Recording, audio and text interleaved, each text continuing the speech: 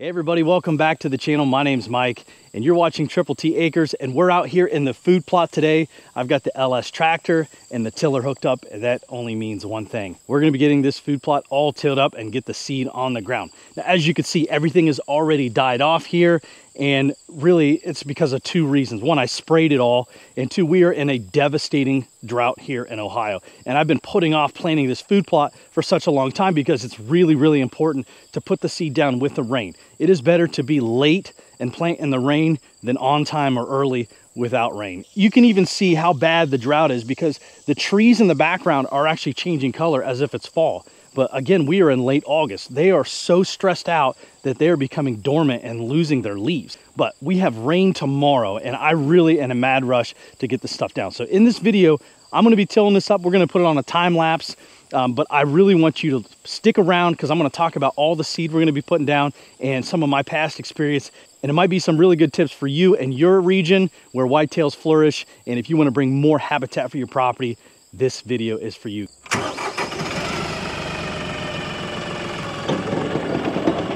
Man, I got a feeling this is going to make a hell of a dust bowl.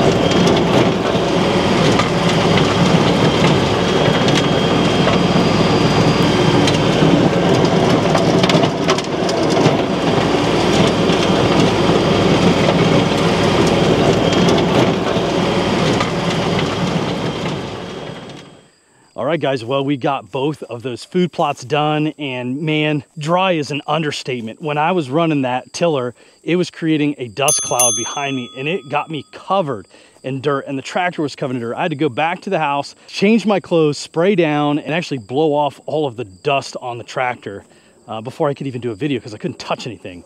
But man, looking at this stuff, it is so dry. I don't think I've ever tilled soil as dry in my life. But that's okay because I think the way the forecast is showing, we're supposed to be getting some rain, and we've got to get the seed down. So I'm going to pull the side-by-side over here. I got it fully loaded with the seed, and I'm going to share with you everything that I am going to put down in my fall food plots, and hopefully they can help you with yours. So here is the seed that I'm using. In these two bags here, I've got cereal rye. Now don't confuse that with rye grass. There's a very big difference between the two. The other name for this is winter rye, but this stuff is truly amazing. This is the food plot saver, and in my area, the deer absolutely love it. What's really nice about cereal rye is it will actually germinate down to 34 degrees, which seems really cold, but that's the beauty of it. It is the last thing green and the first thing green in the springtime.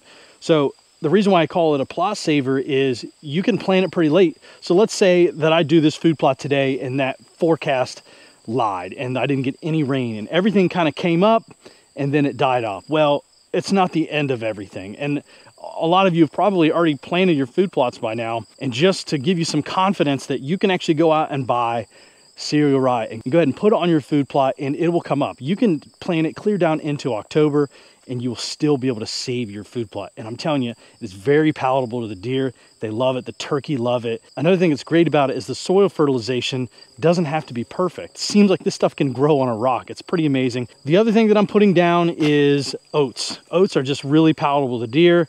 It's very similar to the winter rye, but I just like to give a little bit of a mix in there. So I'm going to put about 100 pounds per acre of the cereal rye. I'm going to put about 50 pounds per acre of the oats. And then in this bag, I have winter peas or Austrian peas. These are really good. I had a lot of success with them last year, at least it seemed that way. And then last but not least, actually I got two more seeds. This mix is actually a brassica blend, and I'm gonna get into that here in a second. But I'm gonna add clover to all of this.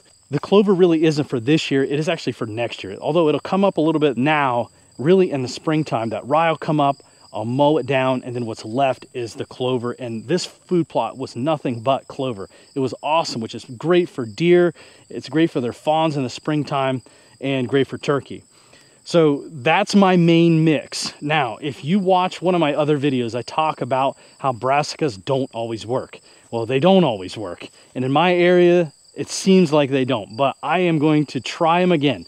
I'm going to take a section of the second food plot and I'm going to put them in there really lightly so the bulbs get really, really big. I'm going to attach some pictures here of my food plots, and you can see I actually divided this one in half. I put half of them in brassicas one year, and the other half had the cereal rye and the other blend. And the deer were always in the cereal rye. They never were in the brassicas. So why would I want to continue to put something that's not working when this stuff has just been tried and true, and it'll grow anywhere? So I had a lot of comments in that video about how close I may have planted the brassicas, and maybe I need to spread them out a little bit more thin. So I'm going to continue to trial and error. I'd love for them to take hold of the brassicas because they produce a lot of tonnage. So again, I'm going to put that in a small section of my second food plot. We'll put cameras on that and see if the deer hit them. But if you have experienced the deer not touching the brassicas, give them a break. Start going to this blend.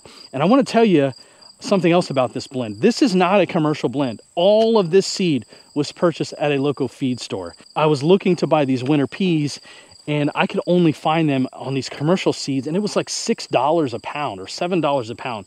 We were actually able to get 50 pounds of it for, I want to say, about 70 bucks, which is way cheaper than $7 a pound. If you have a feed store nearby, make sure you give them a shout. Mine is a local family owned and operated, and I'd love to give them my money rather than these commercial seed stores. Now, they work great, but a lot of times you'll see these blends and they'll mix brassicas in with their cereal grains, and brassicas and cereal grains are not a good mix. They steal from the nutrition from the other, and there's a lot of science behind that, and there's plenty of information out there about that, but I definitely experienced that. So if you see a blend with brassicas and cereal grain, stay away from them. Go out there and find a feed store and purchase your seeds separately. You're going to save a lot of money. So in this seed, all of this seed right here had cost me about $170. Now that is quite a bit of seed here. If you found a better way and a cheaper way to get seed, put it down in the comments. I would love to know a better way to do this. But no more talking. Let's get the bag seeders out, which I want to say that is the best way to seed. You know, unless you've got a no-till drill, this is a great way to broadcast your seed. So I'm going to start filling my bags up,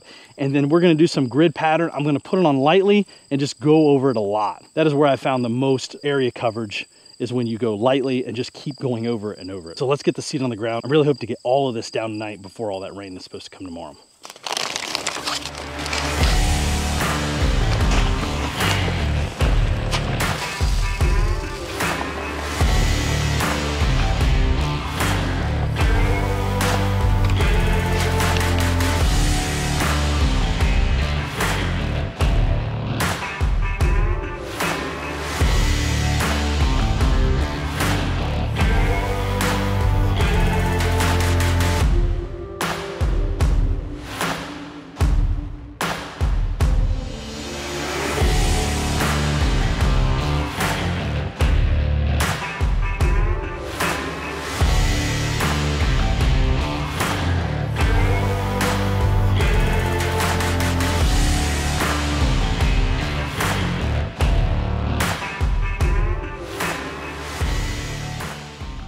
Well, it's been a few days since I planted all that seed and I ran out of daylight, but I was in a mad rush to get that seed down because the weatherman said it was supposed to rain the next day. Well, it didn't rain, go figure.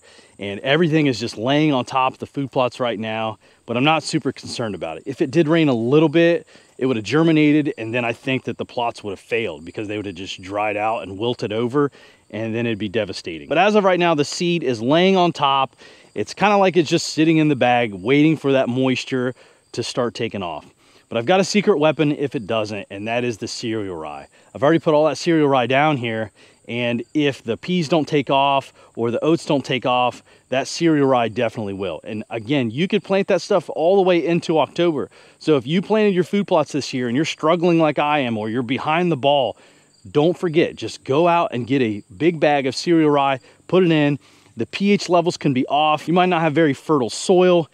it actually does really well in a lot of those different conditions. It's the plot saver. It's what you can layer in. It's going to give you that tonnage in your food plot if it's patchy. Think about that if you are struggling like I am, but I'll keep you guys posted. We're supposed to get some rain tomorrow and the next day, but I'm not going to hold my breath on any of that.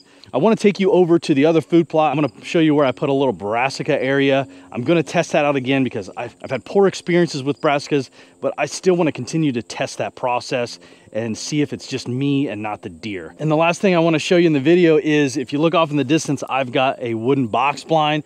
I did a whole series on me building that out of a wooden shipping container. So I'll give you a little tour of that and then we'll finish out the video. So stick around, guys. Come on, Muzz, get up there, bud.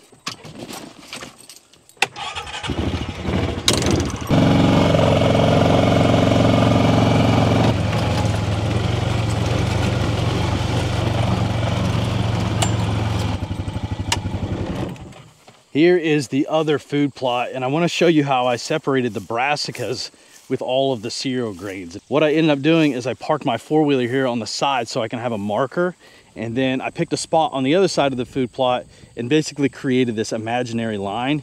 And everything pretty much from here over this way is the brassica blend. I made it a lot smaller than the other side because I've had poor experiences with brassicas, and I'm hoping this year it will change my mind, because the amount of tonnage you can get out of brassicas and some of my friends' experiences with them is awesome. I would love for them to work, but they just haven't worked for me. Another little update, if you haven't seen my other videos, I did plant a little pumpkin patch out here for the kids, and this drought is really hurting it. You can see it wilted over. I got to get out here and get some water on that. I can definitely water something like this, but to water a food plot is just nearly impossible. We just need the skies to open up and get us some rain. All right, let's go back over it, and I'm going to show you the tower blind that I built over the last winter.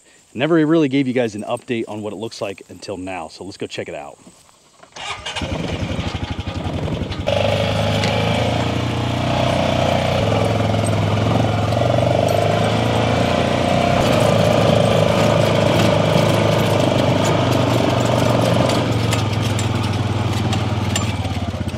There she is, guys, check it out. Here it is, completed. I carried this thing out here with my LS tractor, and I'll put some footage on how I did it, but I used the pallet forks and I got up underneath that and I literally backed it all the way out here. It was pretty wild how I had to do it, but got it out here nonetheless, and I couldn't be more excited about hunting out of this thing. Let's go check out what the inside looks like here. Got a little ladder here on the back. Check it out.